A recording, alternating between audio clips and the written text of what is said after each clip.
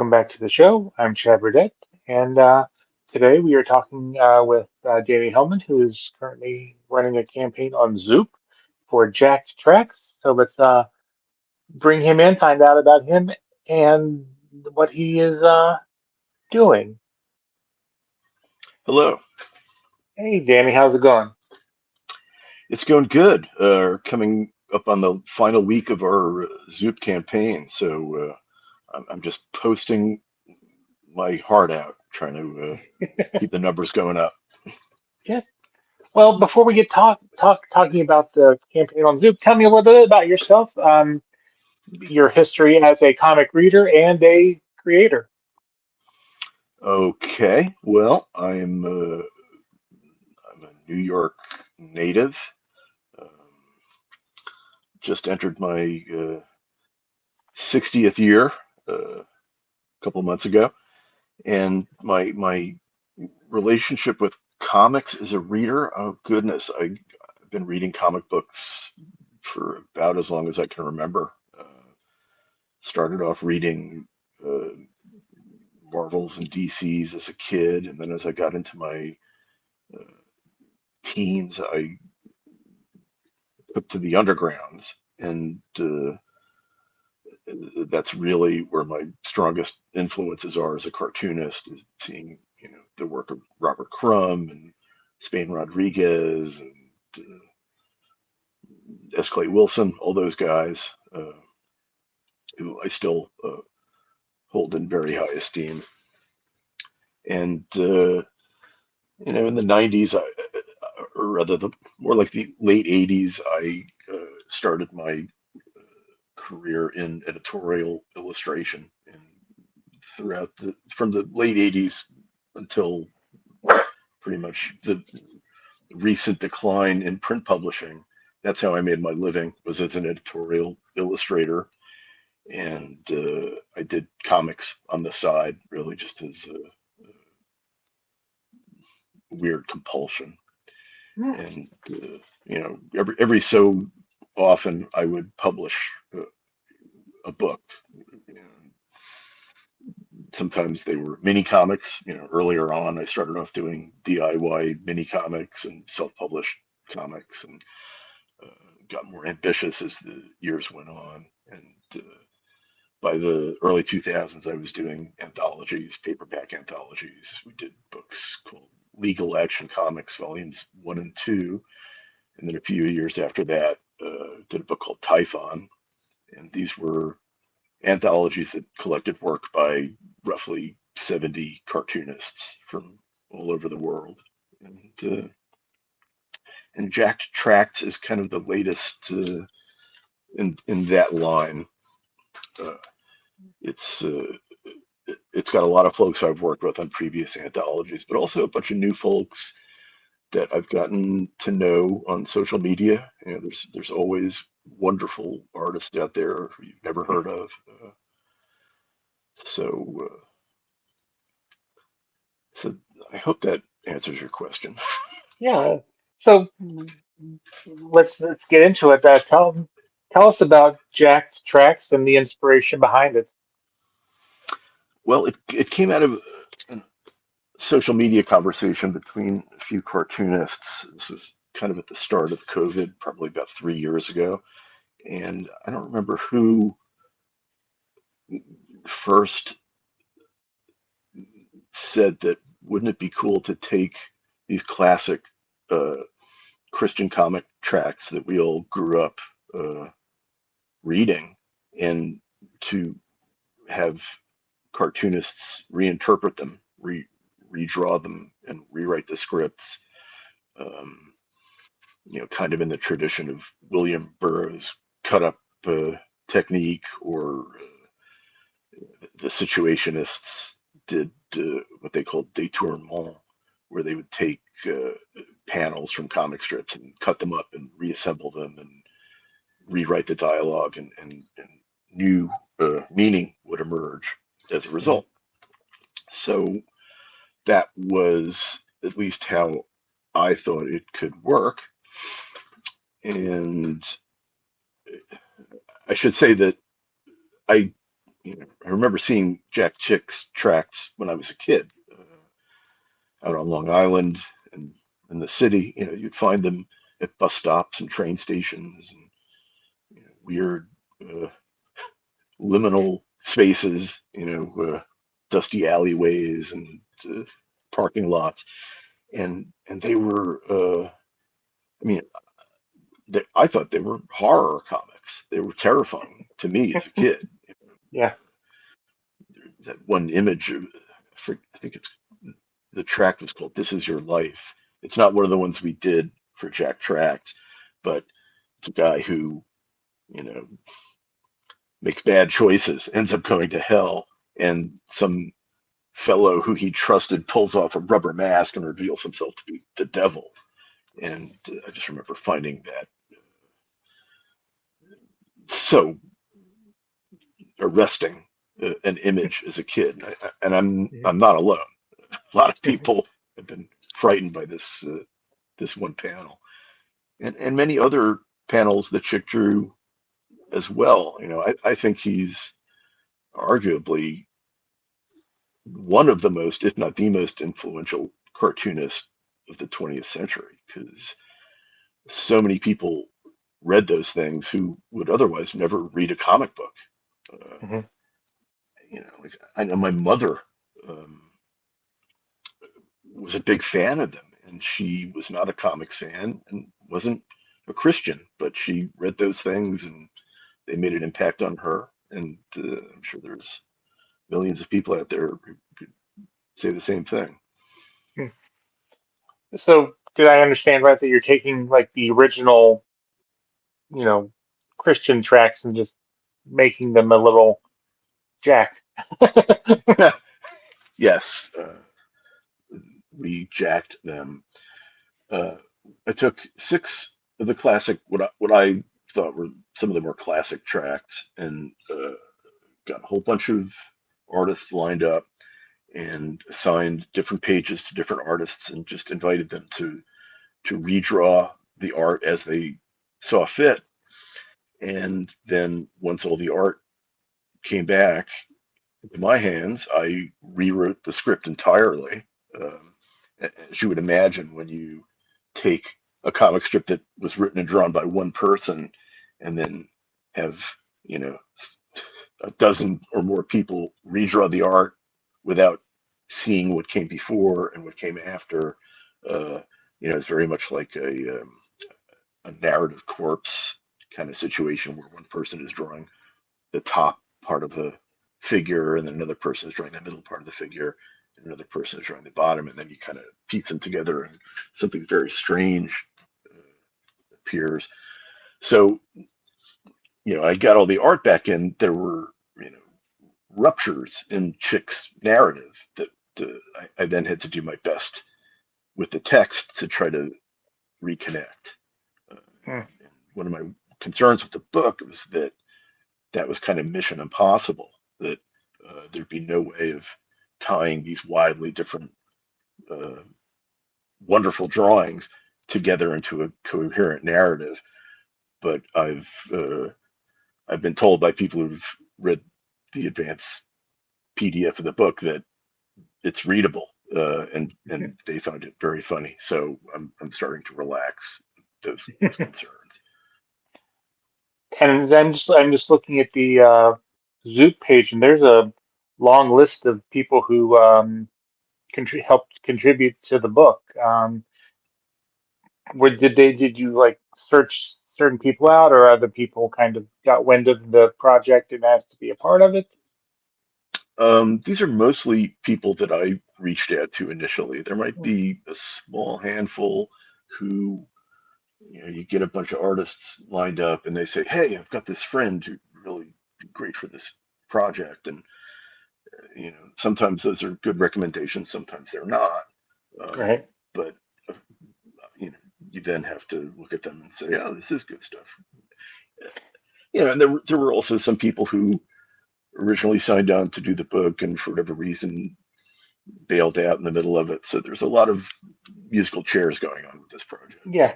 Reassigning of pages. It's a 3-year project, and it's definitely a saga best left untold. So what is the tell me a little bit about the the end product. What is it going to kind of look like? What is the physical book going to look like? It's going Yeah, to be right. a hardcover. It's going to be 10 inches wide by 6 inches tall, which is the horizontal rectangular format of one of those chick tracts, except blown up quite a bit. The chick tracts were, I think, 2.5 inches by 5, so this is roughly double the size. Uh, and it's a black and white interior, color cover, uh, and the page count is kind of up in the air because we have a stretch goal. We hit our initial goal, which was 5,000. We hit that fairly early in the campaign, and then I talked to the Zoop guys, and we came up with a stretch goal at when we hit the 12,000 sales number. We're going to add an additional 8 pages of brand new art to the book. So uh, hopefully we'll hit that number. I'm fairly confident that we will. We're at 10,000 in sales today, and we've got about 9 days left in the campaign. So God willing, we'll blow through that stretch goal, and we'll be adding some nice extra art to the book. Uh, so it may end up being about 152 pages, I think, is the final page count after the stretch goal. And did you mention how many tracks that you guys are doing, or We, how we, are we did you six. jacking, I guess? We are jacking 6 of the original tracts, and then there's a 7th strip that Mike Diana did, which is not so much a jacked tract, but it's a kind of a wistful childhood reminiscence about his first encounter with a chick tract. He actually found one in the usual kind of empty lot, and or I think it was a home that had been recently vacated, and he then wrote to the chick company and asked for more of them. They sent him like a huge box of the things. So it's kind of a nice story. The rest of the book, there are 5 of the classic chick tracts that every page is drawn by a different artist, and then the 6th tract is a solo tract by Victor Cairo, who I've worked with on a bunch of different anthologies, and he took on a tract called Boo, which was Chick's condemnation of Halloween, and Victor just went nuts with it, and it's one of the wildest things in the book. So Victor occupies a big chunk of the book's real estate. Do you have a favorite artist that you got to work with, or a particular track that you guys are spoofing? As far as favorite artist, as an editor, I have to avoid stepping into that minefield and playing favorites. Obviously, there are some people who uh, really blew my mind with what they turned in. I mean, obviously, Victor Cairo is one of those, and Sandy Jimenez, guy I've known for years, did some exemplary drawings in this book, as did Lance Ward. I could go on and list a lot of different people, but there's a lot of really wonderful art and a really wild, varied mix of styles in this book. Now is this now is this your Good. first campaign, or is this your first crowdfunding experience? It is my first crowdfunding experience, and I had no idea that it would become my singular focus for the month. That I would be waking up in the middle of the night and checking the sales total and posting all day long, and waking up in the middle of the night to post, and making my daughter. taught me how to use Premiere Pro, and I've been using that to make short, simple animated ads to promote the book, which I've been posting like crazy. So the guys at Zoop have been wonderful, and I love the idea of not having to fulfill the orders myself. In the past, when I've published anthologies and other kinds of books, you have to go through the traditional process of soliciting books to Diamond and trying to find other smaller distributors to work with you, and then you know working with the printer and getting what's probably the worst part of the process, especially for my poor wife, is when the books show up. A mountain of cases of books shows up in front of our building, and I then have to hump them into the basement, and many of them remain there to this day. I have lots and lots of books in our basement. So one of the great things about Zoop is that they handle they work with a printer and they fulfill the orders. So hopefully I'll, I'll have books at the end of this process, but not nearly as many as I've ended up with from other outings.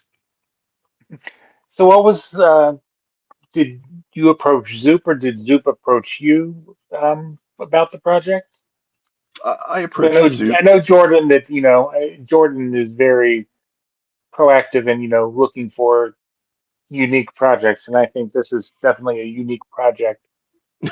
Yeah, it's even by my standards, it's a weird book, um, but I hope a fun book. No, I approached them. I didn't initially approach Jordan. I wrote to Eric and showed him the PDF, and we went back and forth, and they decided to add it to their roster, and they've been great to work with, and hopefully this is going to be a nice thing for all concerned. At the end of the day, I'm hoping that we get our numbers high enough that I'm able to pay all my contributing artists a decent page rate.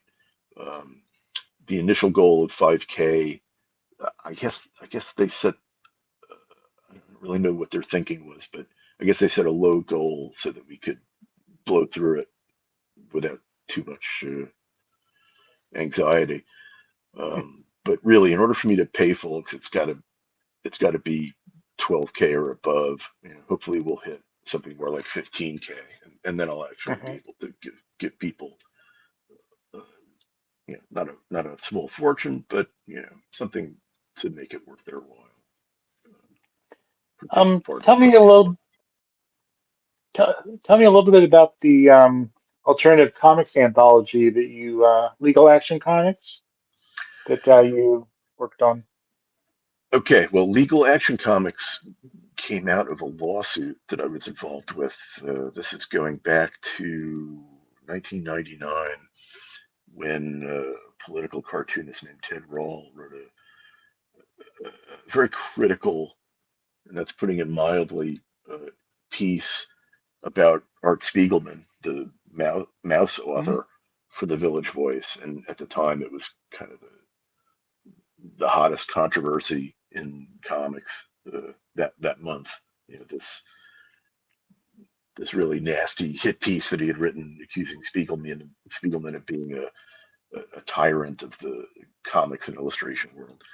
And at that point, I was a lot younger then and a lot more careless. And after some online interaction with Ted Rall, I decided to play an email prank on him.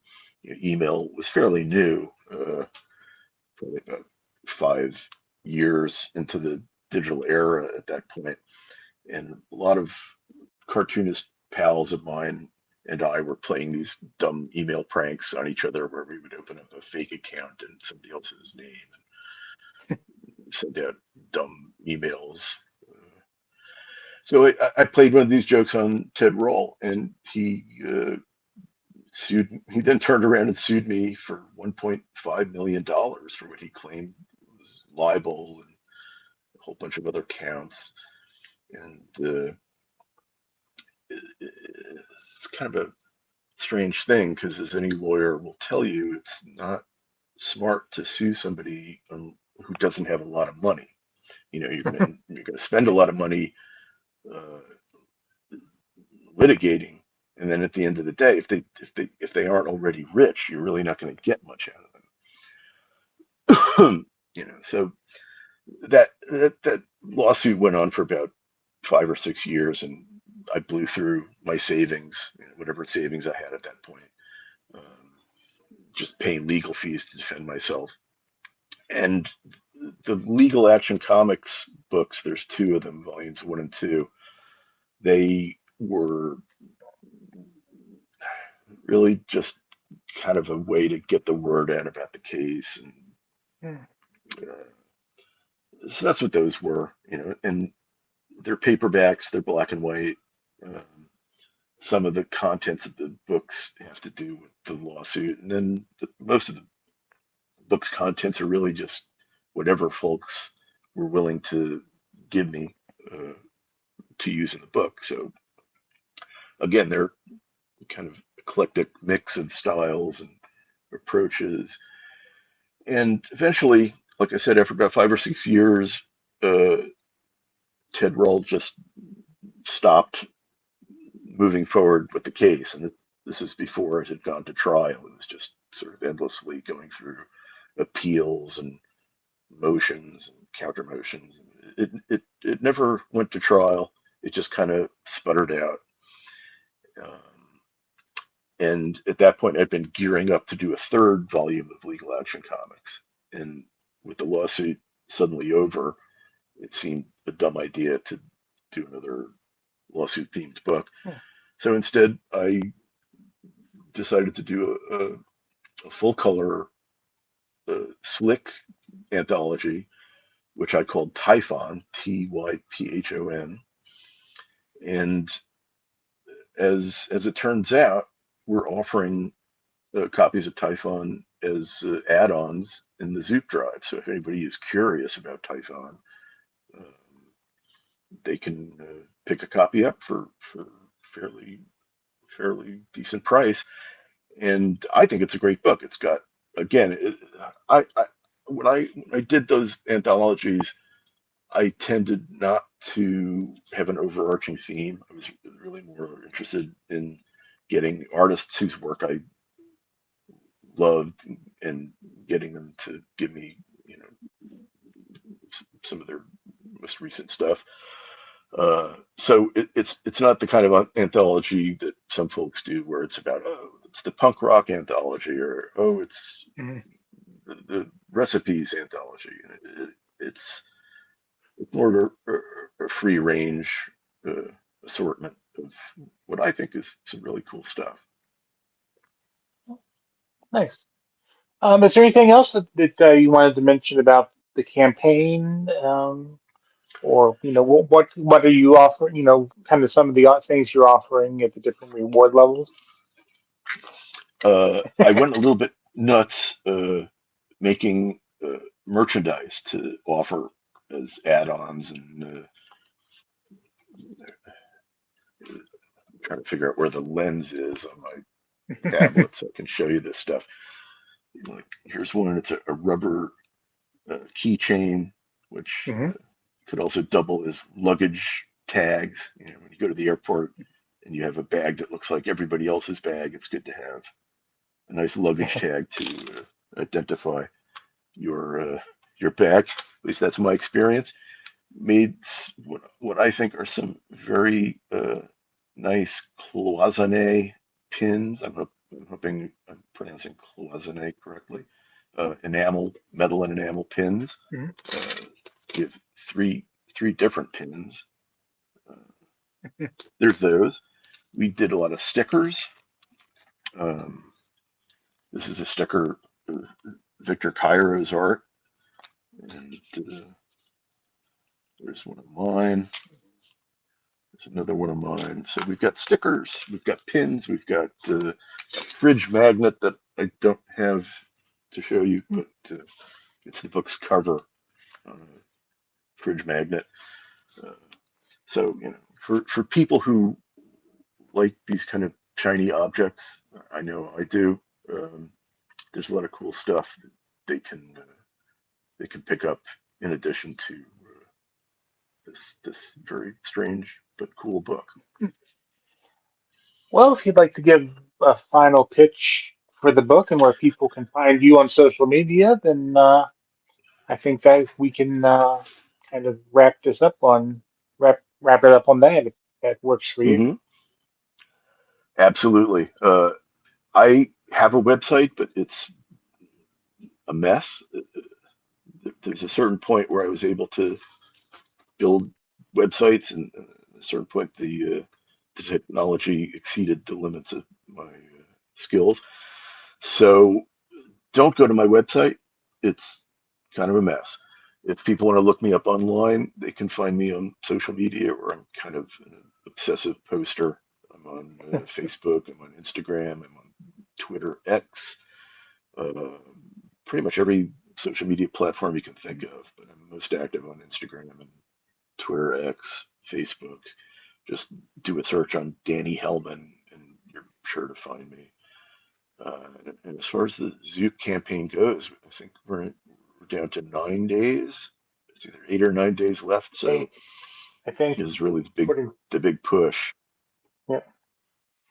All right. Well, I want to thank you for taking the time to chat with us about the Jack tracks, and everyone should check out the other campaigns on Zoop. I mean, last night we just talked to Joseph Saraki, who's running the life and death of the brave Captain Suave, and it was another great project on Zoop. So you can check out Jack Tracks. You can check out Life and Death of Brave Captain Suave, and you can follow the rest of the Zoop campaigns and uh, the ones that we put together from Kickstarter every Saturday in our crowdfunding corner feature, which posts at 12 p.m. noon Eastern. So I want to thank you, Danny, for taking the time out of your day to chat. And it looks like a really interesting project. And as I mentioned, before we started recording, being having a uncle as a minister. And going out to eat, he would always include a little track with with the bill, and it's like, let's just leave.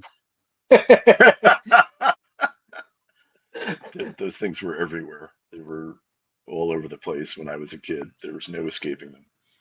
Well, good intentions, but it's just kind of Yeah, awkward. But I, again, I enjoyed them. I think they were fun. yeah. Maybe a little bit traumatizing, but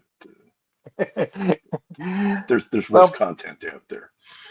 yeah. All right. Well, thank you again. Thanks for taking the time to chat about the Zoop project, and best of luck as you wrap up the campaign, which is already been funded. So hopefully you can reach the stretch goals that you want to reach, so you're able to pay the contributors what you want to. So Absolutely, that's what I'm hoping for. Thank you, Chad, for giving me the opportunity to talk about the book and help get the word out.